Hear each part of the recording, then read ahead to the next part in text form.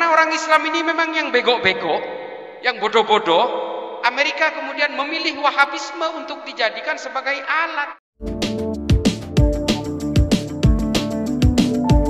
Karena orang Islam ini memang yang bego-bego, yang bodoh-bodoh, Amerika ini sampai kapanpun akan ingin menguasai dunia.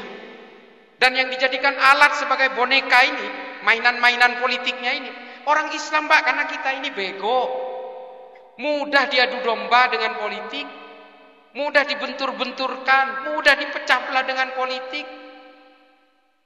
Makanya kemudian Amerika menggunakan orang Islam ini sebagai mainan-mainan, sebagai alat bandul politik, sebagai pendulum politik. Siapa yang mengatakan ini? Seorang ilmuwan dari Libanon, penganut Kristen Maronit, namanya Philip Hurri-Hitti. Judul bukunya The Story of the Arabs, sejarah bangsa Arab. Selama orang Islam ini tidak bisa lepas dari masa lalunya yang selalu berkecamuk, berperang, saling bunuh sesama orang Islam gara-gara politik, maka orang Islam akan tidak pernah bisa menjauh dari politik. Karena ini sudah didesain. Makanya saya bilang, Pak, Ikhwanul Muslimin dan Hizbut Tahrir yang ngacak-ngacak kita hari ini kantor pusatnya di Inggris, Pak. Ini ada peran Barat di sini. Yang menciptakan Al-Qaeda siapa sesuai pengakuan Hillary Clinton? Amerika. Yang menciptakan ISIS siapa sesuai dengan pengakuan dari agen intelijen di Amerika dan Inggris, MI6. Ini semua difabrikasi oleh orang-orang Barat. Tujuannya apa? Memecah belah Islam, Pak.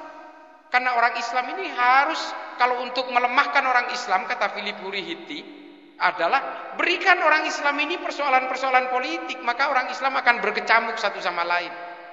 Kalau orang Islam ini dekat dengan ilmu pengetahuan, bahaya, bisa orang Islam yang menguasai dunia. Ini loh tinjauan-tinjauan geopolitiknya. Jadi kalau kemudian Wahabi hari ini datang ke Indonesia tiba-tiba mengaku paling otentik dengan ajaran Nabi, ini semua didasari oleh gerakan-gerakan politik Barat, Pak. Oh, mbahnya sendiri kok yang udah ngomong, Muhammad bin Salman.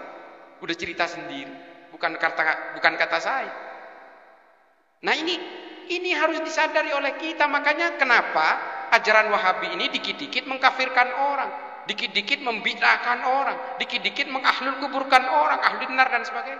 Orang ziarah kubur dikatakan ini penyembah kuburan. Ya kan?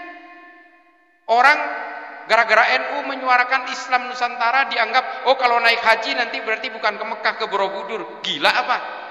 Urusan-urusan sawabit juga NU tahu tidak bisa diganggu gugat. Urusan-urusan mutaghayyirat bisa sesuai peradaban. Maksudnya Islam Nusantara itu naik hajinya tetap ke Mekah. Ini thawabit, nggak bisa diganggu gugat.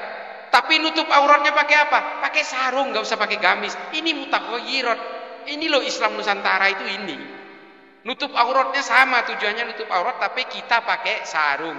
Ini maksudnya Islam Nusantara itu bukan mengubah hal-hal yang sifatnya sudah baku, tapi yang dirubah adalah persoalan-persoalan budaya, mutaghayyirat, yang harus disesuaikan dengan peradaban manusia. Gitu loh. Nutup aurat sama. Ibu-ibu pakai kerudung ya pakai kebaya. Enggak harus pakai burka. Coba. Islam ini dibuat lentur, Pak, sesuai dengan peradaban dan kearifan lokal. Orang Saudi, perempuannya karena memang udah bagian dari budayanya, pakai cadar matanya kelihatan. Di Afghanistan matanya pun dikasih jaring, Pak. Ini budaya lokal sudah. Apakah kemudian ajarannya orang Afghanistan dan orang Saudi ini berbeda? Ya tidak berbeda, budayanya aja yang berbeda. Sama-sama ingin menutup aurat. Dan di Indonesia kita, Islam Nusantara ini maksudnya adalah kita menutup aurat laki-laki ini dengan memakai sarung. Nggak harus pakai gamis gitu loh. Itu kan Arab banget gitu.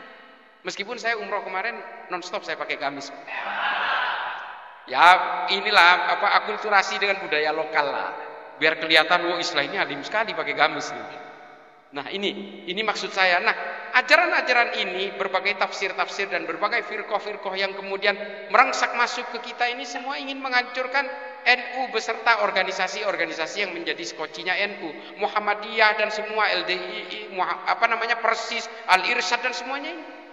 Semuanya ini kan menjadi satu untuk memegang teguh asobiyah, kesepakatan bersama, dan untuk menjaga keutuhan negara kesatuan Republik Indonesia. Udah itu aja kita. Cita-cita politik kita ini adalah khilafah.